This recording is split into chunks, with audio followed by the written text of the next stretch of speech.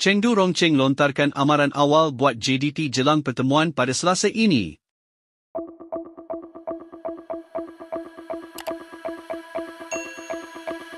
Pasukan Johor Darul Tazim akan berdepan tuan rumah Chengdu Rongqing dalam aksi ACL Elite pada Selasa ini.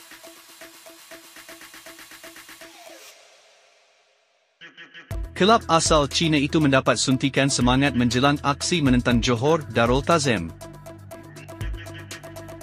Chengdu Rongqing yang dibimbing Seo Jongwan berjaya meraih kemenangan 3-1 ke atas Mace Ho Haka dalam aksi terbaru Chinese Super League.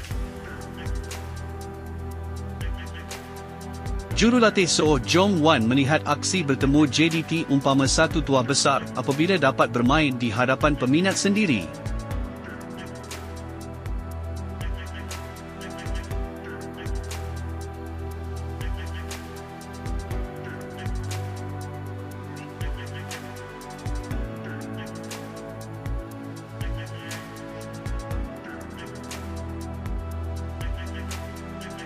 Peluang ini mahu digunakan sebaik mungkin oleh Chengdu dengan menyeru kehadiran penuh penyokong dalam usaha bagi memastikan JDT pulang dengan tangan kosong.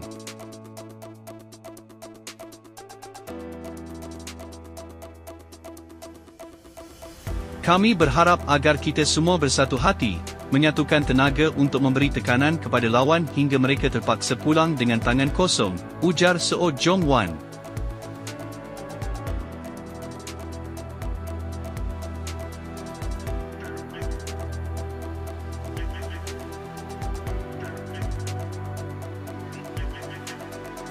Aksi Chengdu Rongqing dan JDT akan disiarkan langsung oleh Astro pada Selasa ini jam 6 petang.